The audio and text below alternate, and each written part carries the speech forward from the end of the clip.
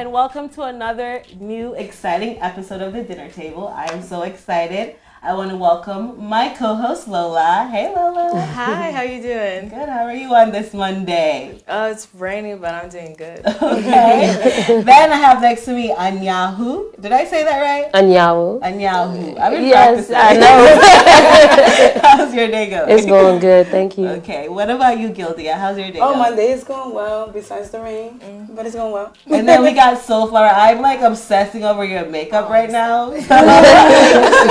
How's your day going today? Doing blessed. I'm very blessed today.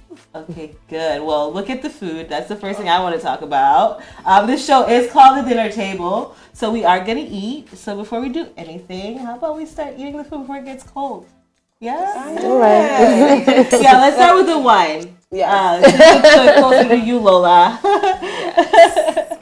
It's raining outside. Yes. I kind of like the rain. And That's because sometimes you get to stay home. True, I do work from home. The wine is not coming out. There's there's that difficult bottle in there, that thing in there. I don't know if I can get it out with my nails. Oh, let me try. You got one? Let me try. No, I like the rain. I like the whole vibe of it. I like fall colors. You might need that, you might need that back. Yeah, when you're at home. Or when you only have to walk down the block. Yes. Like around the corner and not Appreciate too it for far. a little bit. But I can understand, like, if you have to go on the train and do all that extra, not extra, but like all that adult stuff. Because you don't be adulting? I'm an adult with a kid mind. Like, I have a 7-year-old inside of me sometimes. All day, every day, not sometimes. Oh, Lord. New York's hard on you, too. Like, I want to eat food. Like, the mac and cheese looks good. I'm hungry. The mac and cheese. Lola, are you gonna eat I'm trying today? to decide what I want to eat first. Yeah, I think. You're one of those eaters. Yeah, well, I don't Get a little bit of everything. Put it all mac on the and plate. cheese, so I'll get some chicken. This is delicious. This looks good. I Doesn't it know. look really good? Can you put this back in? Yes. I hate reaching over people's food. Okay, I'm gonna eat fruits because I love fruits. Little forks. What else did you guys do today? Please tell me. I know, Gildia, you work with Brothers in Briefcases. So Yeah, were you at so work today? That's actually my company, right? So Yeah. I'm always at work. Right? But I do still freelance in the fashion industry. So that was my 9 to. I'm sorry, you do what? Yeah. Okay. I do. That's my background. I've done luxury goods for about 12 years and fashion as well. So I freelance so that I can still have time to do my passion until the money starts flowing. So fashion is your passion? No. Brothers in Sorry, I can't reach you, briefcases. babe. Which is your business. Business. It's my passion. Fashion just pays the bills. I see. Because fashion women- in New York City is a big thing, right? You work in fashion so far, right? Yes. You're a wardrobe I'm a wardrobe stylist. stylist. Oh, so I do. I'm always been in the corporate world. So right now I do visual merchandising and store planning for Fendi. So I'm more in the back end. I've always been in the back end, like.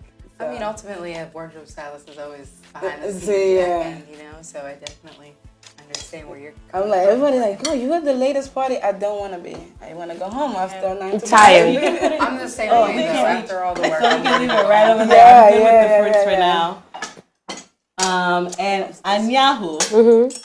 what do you do? Tell us about yourself. I actually have the same feeling. I feel like I'm working every moment because when you have your own business, it doesn't necessarily stop. But, but I work with education, schools, nonprofits. What's the name of your business? The Human Root. And Okay. so what we do is we go into spaces and we help people or challenge people talk about uncomfortable things. So racism, colorism. All spaces? Like, you go to schools, you go to, like, what kind of space? What kind of spaces do you go to? All spaces, people that need like the workspace or the community space to be able to do better or whatever it's supposed to be able to do with this young people or with its environment. So for school spaces with curriculum or how you teach kids. So I'll ask somebody, do you know how you're like a nonprofit, like you do a lot. No, I'm not a you're nonprofit. not. I'm not. No. I'm sorry. No. I started out in nonprofit. I did too, and that's why I was like, I'm not doing that.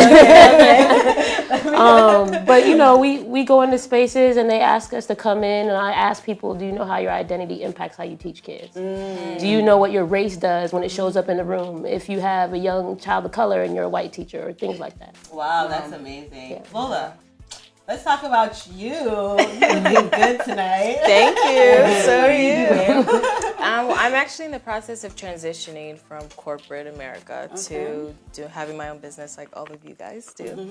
But yeah, I have a travel blog and a travel brand called La Vida Lola. Oh, yeah, That's cute. that's real cute. Very marketable. Yeah, play on, of course, La Vida Loca. But I'm doing a lot of, speaking engagements, writing articles, just showing people to travel on a budget and that it can be affordable. That's dope. I like that a lot.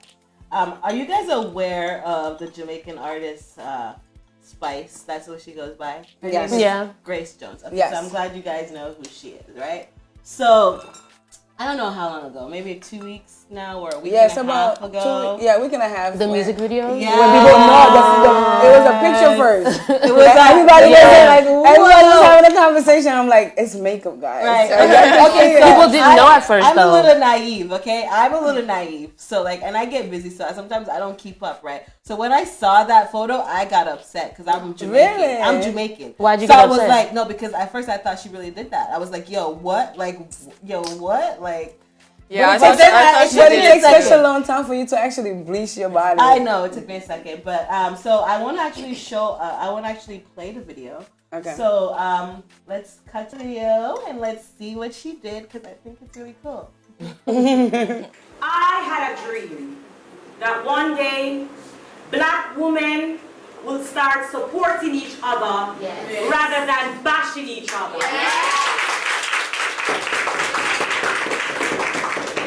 Ladies, never forget that you are beautiful, lovely, attractive, courageous, and kind. I am dripping melanin with honey. I'm black without apology. It's not what you expect me to say, but I'ma go ahead and say it anyway. 'Cause I was told I would reach further if the color of my skin was lighter, and I was made to feel inferior. 'Cause society say brown girls prettier. Me love the way me look, me love me pretty black skin. Respect you to me strong melanin. Proud of me color, love the skin that I'm in. Gun racism, demolish colorism. But the things when me I go say, you might not even love me back. I get hate from my own race, yes, that's a fact. 'Cause the same black people, them say I'm too black. And if you bleach out your skin, them same one come a chat. Well, since you say that I'm too black for you, I please you, do I look how you want me to? Now I'm gonna see if you're gonna say I'm too brown for you. Or do I look pretty to you? Black people, hypocrisy. Leave the girls them with low self-esteem. Who no go on like say you are fi brown, fi pretty. Fuck the whole of them dirty iniquity. This a black people hypocrisy. Leave the girls them with low self-esteem. I'm black and beautiful, I know I'm pretty. Fuck the whole of them dirty iniquity. Them say me black till me shine, till me look dirty. And it's the only line in life that will ever hurt me, because it never come from a Caucasian, trust me. This a black colorism, big hypocrisy. So if I wake up tomorrow look like a browning, oh, automatically mood carry the swing. No phone and go like the song you me sing, because I know phone guilty for the same damn thing. What's your perception of a pretty woman? Is it straight nose with her hair well long? Black girls lose self-confidence, 'cause they attach the word ugly to her complexion. Well, since you say that I'm too black for you, I please you, do I look how you want me to? Now I'm gonna see if you're gonna say I'm too brown for you. Or do I look pretty to you? Black people, hypocrisy. Leave the girls them with low self-esteem. Who no go on like say you are fi brown, fi pretty. Fuck the whole of them dirty iniquity. This a black people hypocrisy. Leave the girls them with low self-esteem. I'm black and beautiful, I know I'm pretty. whole of them dirty iniquity. That was great. I loved it. I don't know about y'all. Spice is a Leo like me. So And she's Jamaican. I'm Jamaican, so I just feel a special connection, even though I've never met her. So, how do you guys feel about it? It's a good message, right? So it's amazing. I mean, it's a good marketing strategy as well, right? Like you said, she deleted all her pictures, and I'm like, oh, girl, whoever is your marketing people, your PR, they did such a great job. It's a great message. Yeah. And it's getting people talking. Yeah. Right. Yeah. What she did was good. I think she did it at the right time. And I think how she did it was smart. Yeah. I agree, her strategy. Yeah. I think how she did it was smart. I mean, you work in fashion. So, like, think about it give me your perspective. From a fashion person's perspective and dealing with makeup and dealing with all of that. Like, what are your views, really, on, like, the whole thing about colorism and the whole thing about bleaching your skin and all of that? What are your views about that? Okay, I guess it all stems down to, the European standards of beauty that everyone's always trying to live up to, and especially in the higher end fashion world, I can tell you, I've been in positions where there wasn't enough professionals to cater to the girls with the darker skin and the different undertones and the kinkier hair. So, especially when working with makeup behind the scenes on those shows, we never really have, at least in my opinion, you don't really have that support as much as the other models with the fairer skin and the nicer, softer hair. So you definitely are exposed to a lot of that in the fashion industry. And I know you've modeled, so, like, what's your perspective? I was actually just about to say, I've actually had to come to shoots with, like, my makeup already done, and then, of course, like, the white makeup artist is like, oh, I'm so glad, you came with your makeup done, because I don't know how to do, your makeup or y'all's skin. And I'm like, It won't even have the products either, right? Yeah, I'm like, okay, I kind of take offense to that. Right, and you should. I mean, I take offense to that. I feel like if you're dealing with people of color, then you need to hire people that know how to work with people of color. I agree. Because, like, skin is different. Everybody's skin is different. Like, any race, any ethnicity, even in your own race, we all have different skin. Yeah. So, like, I feel like you really need to know what to do with that. Yeah. I mean, you come from you seem like you come from more of, like, a political world. Correct me if I'm wrong. No, it's not necessarily political. It's more about, like, our healing, Yeah. Politics is messy. Politics is fake. Politics is a game. And so really, I just think it's about our young people believing in themselves and knowing that they're enough and all these things around us, to the point where you couldn't even find stockings. Like, if they say natural color or nude color or, these words that mean like you're a regular human being are not a reflection of us. It's like, what do you think people start to think of themselves, So the work I'm in is just really about us being unapologetically Black, like she says. Right. Yeah. That's dope. That's really dope. And especially teaching little kids, like, starting from a young age, right? Because, like, our kids today, I feel, I don't have children, but I like to speak as if I do. Because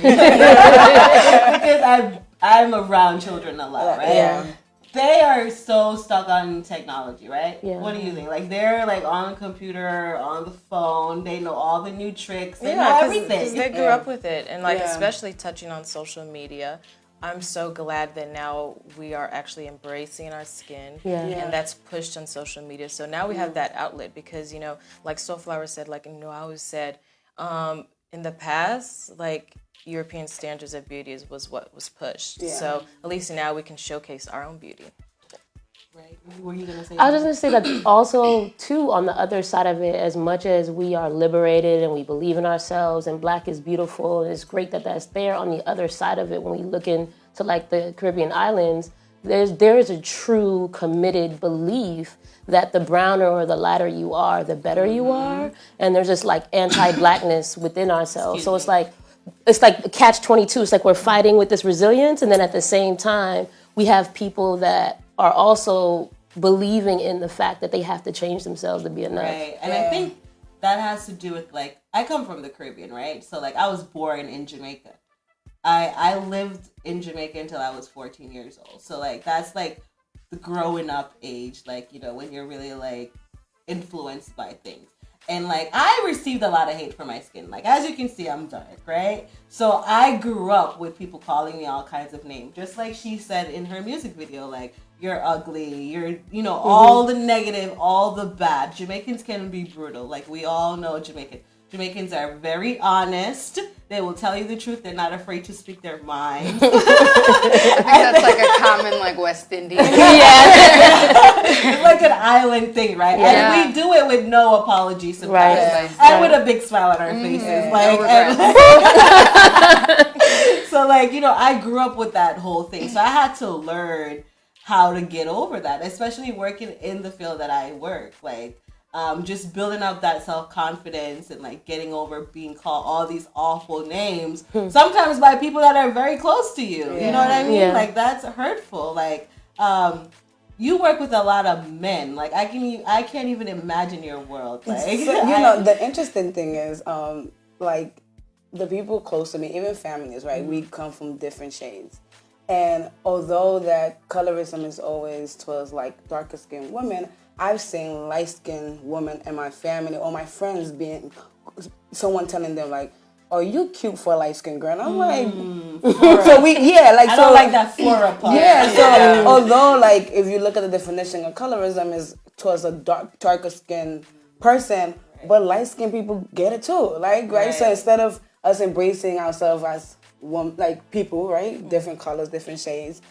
I think they get this notion, like you said about the Caribbean, like not necessarily loving themselves and not necessarily embracing who they are. Right. As far as like men don't go through that. Like the conversations that we have with Brothers in Briefcases is not necessarily about colorism. You don't think so? I have to disagree. No. Yes.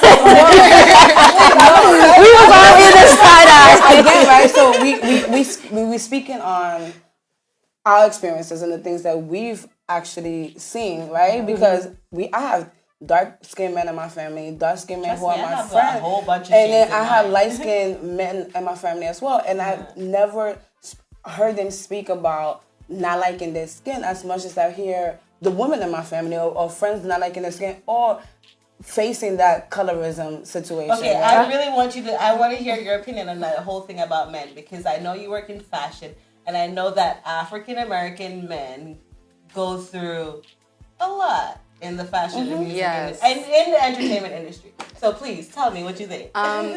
The first part I wanted to touch on, how you were saying you hear more women speak about it versus men. I also think that has to do with a whole different aspect. Like men are brought up in this, toxic masculinity. I can't express what I'm going through. Exactly. And if I am to express, what I'm going through, it could be seen as weak. I mean, and I get that because that's the reason why I created Brothers in Briefcases, right? To create this safe space for men of color to be vulnerable, to express their feelings, and we've done that, right? But we've never really talked about that, like colorism, as much as talking about, hey guys, you could be vulnerable, you could be sensitive, in order for us to be able to understand what you're going through. It's probably even that, like, I think for as human beings, it's like we have to break through something to even get to the other conversations. And so socially, emotionally, it's like, it's almost like it's not like, we are traumatized, passively, aggressively, but traumatized. And for men, I feel like men are in a position, I'm not a man, but I know that the young men I've talked to and worked with, they're not in a position where they can live beyond this mask they gotta put on. Just as much as women do too, right? Yeah, so like colorism wouldn't be the first conversation we'll have if they're being brought up in this whole like macho world, right? We will have to kind of break that down first for us to be able to talk about the colorism within them. And I've heard a lot of my guy friends also mention that they've had either girls they like say, oh no, you're too dark, or I want a light bright guy. So they do go through it, but like you were saying, they probably just like, oh, I don't want to talk about it to make men don't like to talk. Well, because they also have more like bigger issues, right? I'm sure there's like layers Like on violence. top of that. It's a big issue though. I don't It's know still about violent. No, bigger but issues, when I mean like not like bigger issues like colorism is not important, but what I mean is if you are a man of color and you're sitting here trying to be one with yourself, the first thing you're not gonna talk about is colorism, right? You're gonna talk about, all right, they're killing our black brothers. Let's create. It's all connected. But for them, it's like let's create this brotherhood. right? It's not It's necessarily like that bonding. It's like that football team type mentality. Well, not even football team. Let's kind of educate one another. Let's talk about this because maybe they don't speak to us about it, but they speak among themselves to develop their relationship to be able to. Do you really think that guy? I mean, I know you work with a lot of guys, right? But do you really think that guys sit down and talk about color? Like, Sometimes I wonder. And you have to think about it, right? So, Brothers in Briefcase is a platform from every type of man, from every walks of life. So we have men who are in corporate America who, of course, they're going to not necessarily look at it as colorism, but is racism, right? Yeah. And then we have this black man or brown man who just graduated from college who's trying to kind of understand what the world is. And on top of that, they're being killed. So, of course, the conversation might be like, hey, my brother, let's kind of the only reason why I ask that question is because sometimes I feel like people, because the world is so, at least to me, the world is so like crazy these days that a lot of people try to shut it out, right? Correct. So like some men just like, especially when you're a busy dude and you have a lot of work and you're on your way, like just shut out all that talk, all of that. So like I don't know. That's why I asked that question. Gildia, you mentioned brotherhood. So how come we don't really see that for women, like creating a sisterhood? Because it seems like there's more division in women. Yeah, because I feel like women compete too much, right? But I also think we're far more put in a position to compete. Let's go. Okay, for let's go male back to attention, Spice, right? Let's in her music video, she said, and I want to quote her because I don't want to mess it up because I think she did good.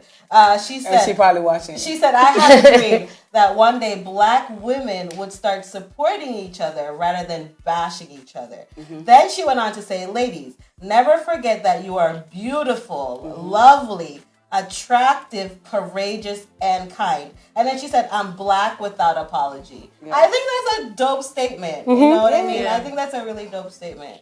I mean, what do you think, coming from your world, and like I know she comes from a more of an entertainment world, you come from, I don't know exactly what your world is like. So like, I think, what you're going back to is that we talk about on the surface level, we're not being able to express beyond the veil and all of this. But if we really pay attention to it, it starts when we're children. It starts when we're little kids, in the classroom, in the school. In my experience going into schools, if I go into a school and we talk about discipline and behavior, it's literally a color hue for what students get sent to the office. So the darker the student, the more students that are darker end up in the office, detention, suspensions, expulsions, and I think it's because like we've all even I think that's what she's talking about us being more unified is because we've like internalized this idea that it's all about who's better than the next person. And that comes down to like a lot of it comes down to technology these days and what people are consuming. I don't even agree with that.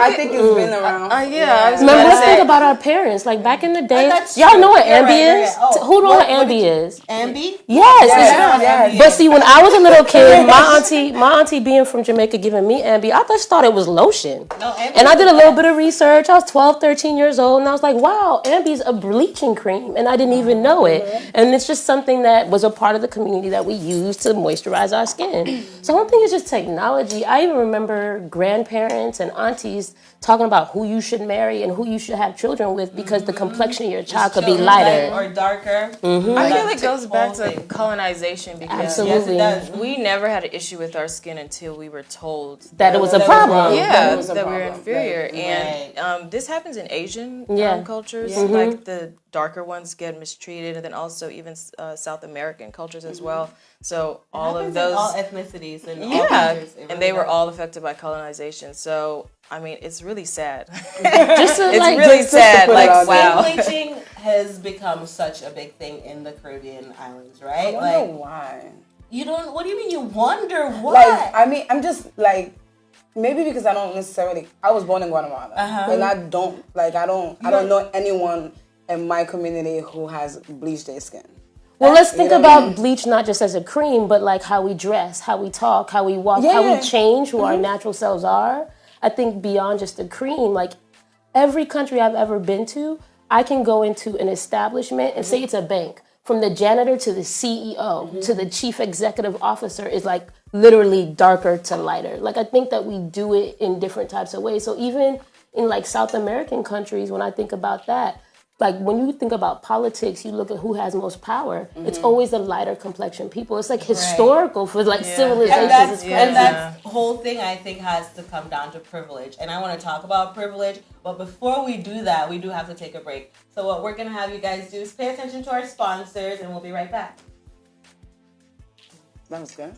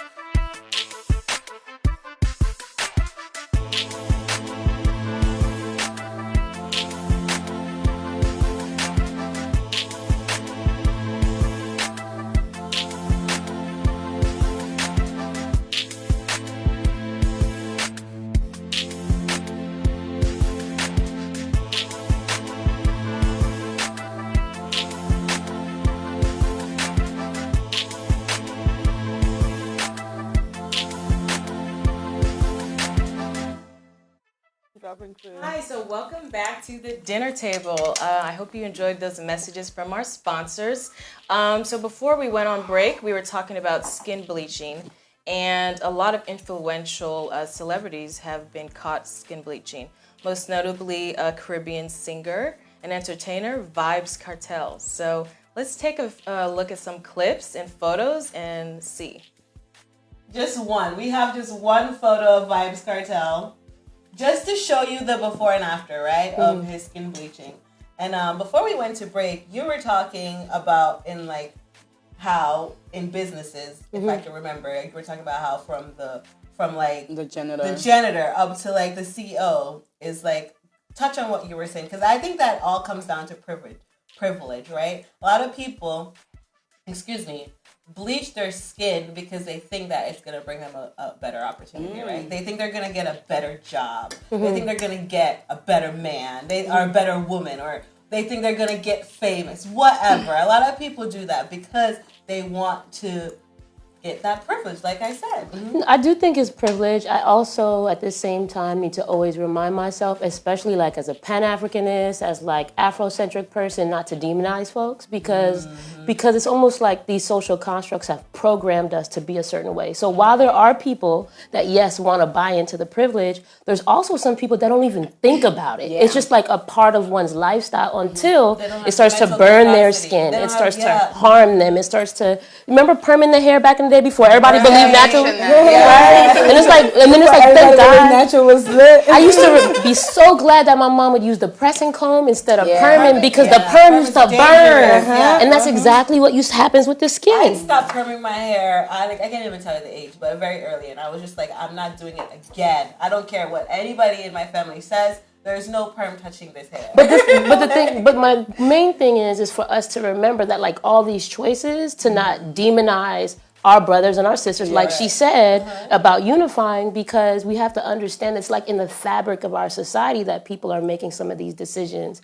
Like nobody wakes up in the day and says, I want to burn my skin off. No, but it's like in the root of how you feel and how you think. And I think that comes, a lot of people got to do a lot of work on themselves. Yes. Right? Like, Self-healing. It's all about like yourself. Like if you wake up and you feel a certain way, like I'm not a doctor, right? But I like to think about this stuff like skin bleaching and all this from like a medical standpoint, right? I went to Howard. I studied psychology. So I feel like I didn't study it, but I have studied it. And I feel like a lot of people are suffering from like body dysmorphia or like low self-esteem.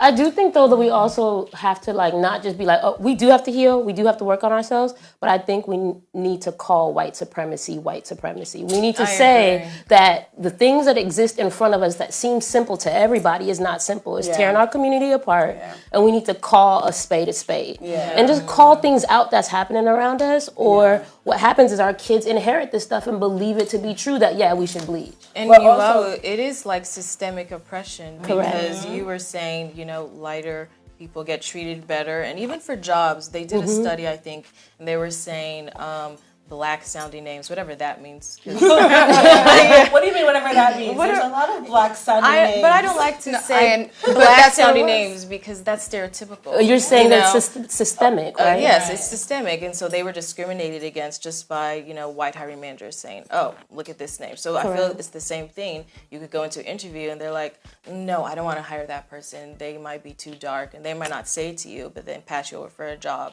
So until, like you said... Happened to me before. Oh, really? Yeah. So, it was actually a really long time ago when I first started working, when I was right out of high school. I went to a private school, so I'm a little bit more articulate. I was very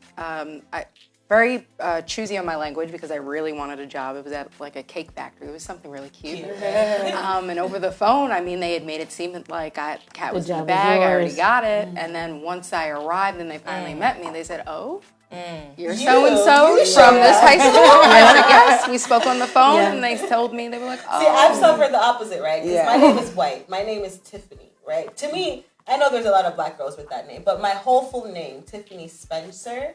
Well, we got to remember that British influence, how our names are. But on paper, it sounds. Right, yeah. Right. Yes. So when I show up, they're just like, oh, yeah. Jesus. Yeah. It's amazing. Well, I want to make 2 points. The first point is, just like you said, we have to call a space. We also have to hold ourselves accountable. Right? Because we also tear each other down in our community on a daily basis. And with the whole job and, Gildia Lopez, when people see me in an interview, they be like, because they expect you married? I'm like, I know. I was born in Guatemala. Where your parents from? Guatemala. I'm sorry. So even with that, they don't even expect dark skin. They don't expect dark skin Latina or South American. Yes, even within the Latin American community or Caribbean American or whatever the case might be, they don't expect you to look like this with a last name Lopez. All right. So that's when I say we have to hold one another accountable because we our do own it. culture Yeah, is we do accountable. we do it to ourselves. I think that was the point Spice was trying to make. Yes. Amongst her own community, how much she was ridiculed. She receives a lot of hate. Yeah. Because people get jealous of your success. There's people out You mean there. that she's getting successful off of that, saying it? No, and she's dark skinned. Because you're a successful woman, in the entertainment industry. Yeah. There's people who want to do what you're doing, right? And sometimes they don't have the capacity to do it or the resources or whatever. They can't reach where you're at, and they don't know how you got there.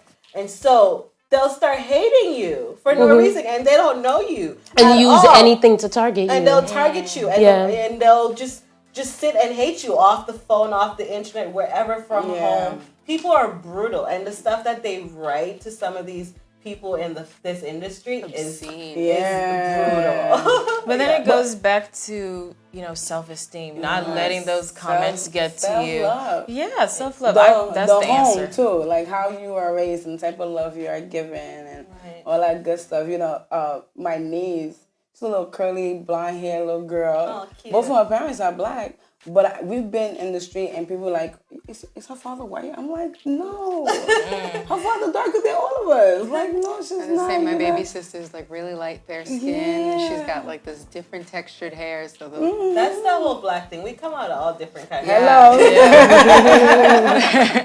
We come out all different kinds of ways, and that I think some people in America or all over the world struggle with are still struggling with understanding. understanding that. But that is in all cultures. Like, we all come out differently. We all come out in different ways. But for some reason, when it comes to African American or black people, like, there's this deep-rooted like thing, and we know where it all comes from. I mean, colonization.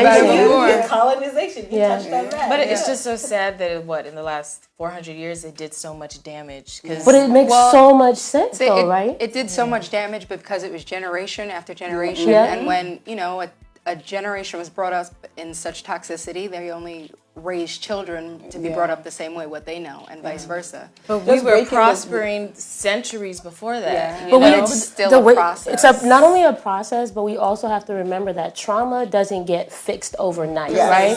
And so when you're in your mother's womb, whatever trauma she's experiencing while you're in her womb, it's happening to you too. And so when we think back on time, and if Massa has intimacy sex relations with a black woman and has a biracial child, and he wants to protect that child, but also doesn't want to give the child all the riches, so I'll give you the job in the big house. So then all of a sudden you have a political, economical system that says the lighter you are, the better job you get because you're in the big house, like the bank, like in schools, like in discipline. That's like the inside. In dating. Exactly. I mean, it's true that you say, especially when someone is telling you, if you date this type of person or you come home with this type of person, we're going to disown you. I'm like, but love is... I mean, it was just a few years ago that that people were getting sent back to Haiti that lived in the Dominican Republic their whole entire lives. Let me start with that. You know what I mean? And we talking about 400 years ago. That was what, 3? Yeah. You know what I'm saying? 2? Even back in 2007 is the first time like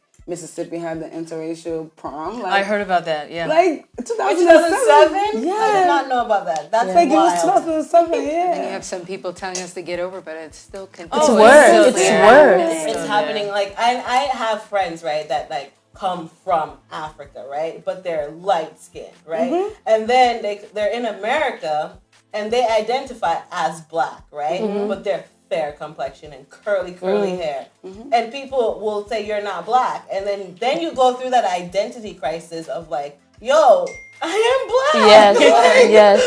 That's hard. Women, I think women go through it harder than men. I don't know, but men do too in a different way. I don't know. I don't want to say harder about anything because we're But talking about we're like not working, psychological warfare. I We're do talking about agree toxicity. because even during that time, who got the right to vote first? Not the black woman, the black man. Men did. Okay. Men still have a step Men up on still, us. I guess. So are we talking about access or are we talking about psychological stuff, right? Because if we're saying someone has it better for trauma versus someone has it better for the access they have, those are two separate things. And I think that's what like as a woman, I always have to try to remember to advocate because I feel like black men in the world are in the most danger than any other creature in life. And so traumatically, I think that everyone just has a really horrible circumstance that they have to heal through. And also, right, it's not either or. Yeah. Folks need to get jobs and men are going to get the opportunities faster. But like working with young boys, when I get behind the scenes with them and I start hearing how they feel and what's going on, suicide, I mean, it's just They're in danger. They're in like serious But you know, danger. again, that's the reason why Brothers in Briefcases was created, right? Because we are in this like Black Girl Magic movement. We have to support one another. Yeah. But we also want like black families. We want a black man. But if we're not pouring into our men and helping them heal and We say we. You say we, right? Yes. You're including everybody because I feel like there is this part of America, or this part of our culture that is so like against black men. They're just Well, like, but then, So of course. see the hashtag Black Boy Joy? Even like, you know, Black Men Smile. If y'all don't follow them. They're my friends. They created this like whole notion that black men do smile, right? Yes. You know, going back to what I was saying, so like all this Black Girl Magic stuff and we want black families, but our men are broken, and they're broken from when they're kids. And like you said, trauma is not overnight, right? So in order for us to be able to have constructive conversations and have constructive relationships with people who look like us, we have to be able to be transparent. Yes. You know, and not judge. But then there's that fear when it comes to men. I come from I a want you family to of come a lot to of Brothers men. and Briefcases I on will, Saturday. I want you to come. But I come from a family filled with men. Like honestly, like, Me I know too. a lot of men, and I feel like men nowadays sometimes don't want to talk about it.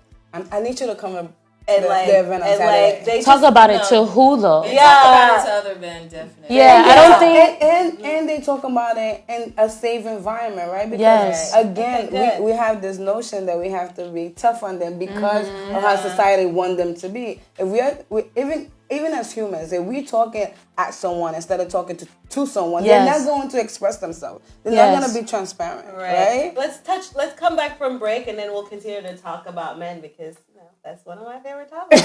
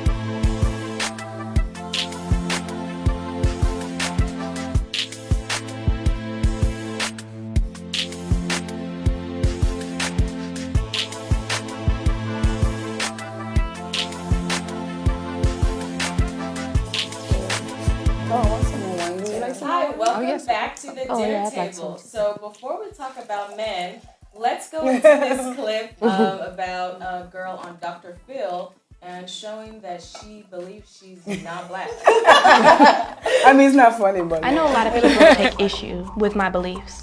I'm white. I'm a Caucasian because everything about me is different from an African American. I have naturally straight hair. My hair isn't nappy. It doesn't require weave. My nose is not giant as like African Americans. My lips are perfect. They're not too big and they're not too small. Like, they're just perfect. My ears, I don't have black people ears because they're really giant. Most African Americans speak ghetto. But when it comes to black people, I think they're all ugly and I have nothing in common with them. I'm different from African Americans because I'm white. My figure is just like Kim Kardashian and she's a wonderful role model. I act and I think like a white person instead of a black person. I believe that I'm completely and utterly better than them. Like, we're on two different levels. Like, okay, African Americans are here, I'm here. White people act and think just way more mature than African Americans. Black people, they think in a criminal way. When I think about African Americans, I feel like asking them, what is wrong with them? They're really dangerous. If an African American is on the same street as I am, I'll cross the street to avoid their chaotic, thuggish ways. Are you okay? I'm irritated. I'm sorry. I just know that I'm white. I mean, she might not know that I'm white, but I know that I'm white. I can feel it through my veins. I feel it through my blood. I tell my mom I'll never be like any of those Negroes. My mom tries to criticize me about my supposed race. I tell her she's just ignorant. And the truth is, because I have freedom of speech and everything I'm saying Lola is got true. it. Lola. He's bringing it back. Okay, so that's a crazy clip. I just can't fathom, like, I personally think she did it for money or to get fame. Because she posted about 2 or 3 years ago on her Facebook saying black people go through so much in America. They're targeted by police. So that's why I personally think she just did it for money. But then again, it's like, why do this for money and sell out all African Americans. And be that just detail. She said, I feel it in my veins. I feel it in my blood. blood. I'm like, My girl, nose, you my feeling? ears. Like, she really went there. I think immediately after this aired, she experienced colorism. If she hasn't already, she experienced it now. She experienced it. If you remember, like a few months ago, or I guess a few years ago, Bad Barbie, I don't know, Danielle Bergoli, she went on there, you know, acting kind of the reverse, a little Caucasian girl going on there acting, you know, trying to appropriate, I guess. Saying she was black? Yeah. What she thinks is black. What she thinks is black. However, you know, everybody want she to be was black praised until they with have it, to though. walk. Well, Praised you know, with it, people are she's got- confusing ethnicity and race. Yes. Like, a lot yes. of people, like, I can, you know, I'll let you finish, of course. But, I like, wanted to, I'll at the end of my little spew. But I think, you know, what you were saying, I think that definitely was an attention and a cry for attention. I think she went on there with, you know, the intent of getting some sort of backlash and getting it positive, just like how Danielle Bergoli did. It was some sort of fame, whether it was positive or negative. You know, let's touch upon what she even said, the stereotypical statement saying, my ears aren't black, they're I'm like, my ears are not big. Like everyone said, black people come in thing. all shapes, sizes, and shades. Right. So she's definitely perpetuating these wrong stereotypes. Right, and then she talks about like the names. Like I don't Which sound. one? Like, if you like the whole Yeah. like further on in the episode, she even went on to say that she doesn't act like black people. Yeah. Black people are so ghetto. She And doesn't like have a she really went there. Almost like she put like this wait a minute. caricature. Yeah. She doesn't need to perm her hair. Yeah, my hair is naturally straight. Like, Yes. you get a grip on who you are, please. She needs to comb her hair. Like, no, like, come know on, I laugh at good that. What do you well. think? Like, what do you think? I think it's so layered. I feel where y'all coming from, and No, I know it's I layered. I know also it is. think that like black folks, we can't talk about race without talking about class. Yeah. And when I think that we talking about our own people, I think as soon as our people start to move into a different class level, they start to Yes. becoming a little bit more anti-black. Yeah. So like the moment you start getting the tricks of the trade of the rat race, there's a way in which people start to demonize, like, oh, she does that or he does that, as if you or your grandmama or your auntie's auntie didn't live that same lifestyle in their blackness. So I think it has to also do with, you know, stush. You know what I mean? Stushing. You know what I'm saying?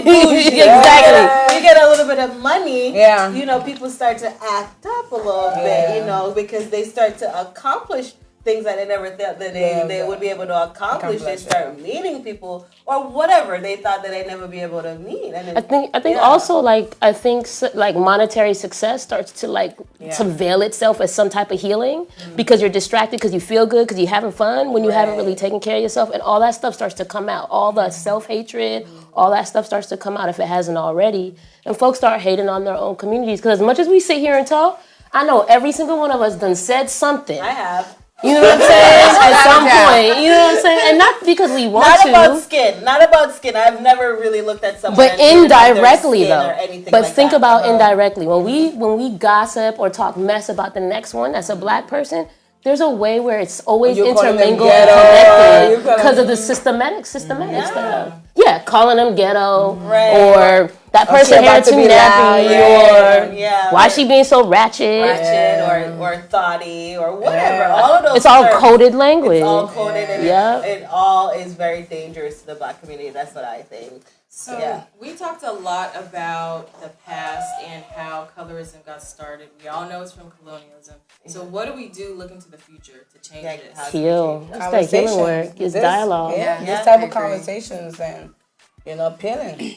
That's the reason why I started the Human Root, because I was like, how do I like intersect and really just get young people before all this social construct starts to change and filter them? And that's the reason why I started the Human Root, because I figured if I talk to teachers and say, think about who you are and how you treat these young people because of anti-blackness, because of colorism. I think the first step is like the companies that we have is like starting these dialogues where people get to talk about it, because quite honestly, culturally, we were convinced to not talk about it. Yeah. You know, ignore it, be passive. And then we have depression and suicide, all these things. And that's why we do what we do, is to like start these conversations and make people connect and feel human again and like know that they're enough.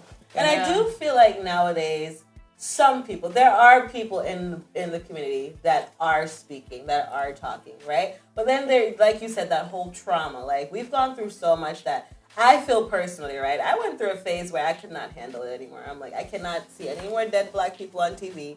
I cannot hear about any more dead black people. I just cannot take it anymore. And I just kind of like shut that whole thing down. Like, I stopped watching the news. Like, Yeah. I I did the same. Yeah. I've done that I just before shut it too. down because I just have that kind of heart where I'm sitting at home, can't leave because I'm just like, they did what? And you feel numb inside. Yeah. Like, who got what? And then you start to think about your own family. Yeah, I and you're remember just when like, all of that was happening. My husband, whenever he would leave by himself, like You feel it in your body. just this anxiety just taking over, and it's just like he's going to 7-Eleven down the block. He should be fine. Right. But you know, even just having like nephews who are 12 and 13, it's like, babies. are you going to school? Can you call me? You going to the store? You sure? You don't want me to go with you? Just having that anxiety. But yeah, again, you know, that's the reason why Brothers in Briefcases was created, because I needed the world to understand that black men and brown men are so much more than, you know, what they see in the media, and so much more than just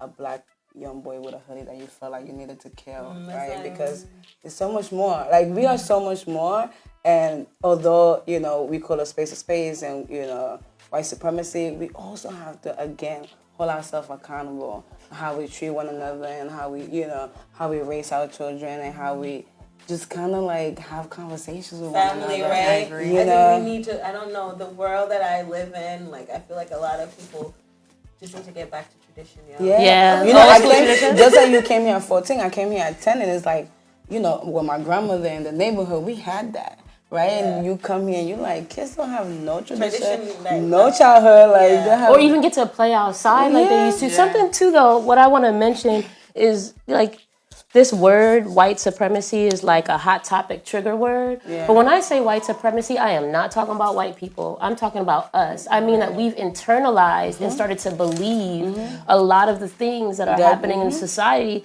to where you have a man like Vybz Kartel looking like a completely different person. I mean, Vybz Kartel and Sammy Sosa. I know. I mean, and the list is just on and on and on. And I, you know, in our own neighborhoods, at the bus stop, getting on the B44. You know what I mean? Like in Flatbush. So this, it's just that I think that we have to know it's everywhere. Yeah, loving ourselves. Definitely loving ourselves. Stop calling that little girl who's 7 years old Black Booty Scratcher, because it's not something. Yo, do you remember that word? Like the African worst booty scratcher. Oh my You're gosh. African, right? So, like, please, I want to know. When we were kids, do you remember that term as a little Yeah, kid? African I booty remember scratcher. that. Yeah, I was called that because I was actually homeschooled, and then when I went to regular school, I got called names like that. And I actually remember one situation.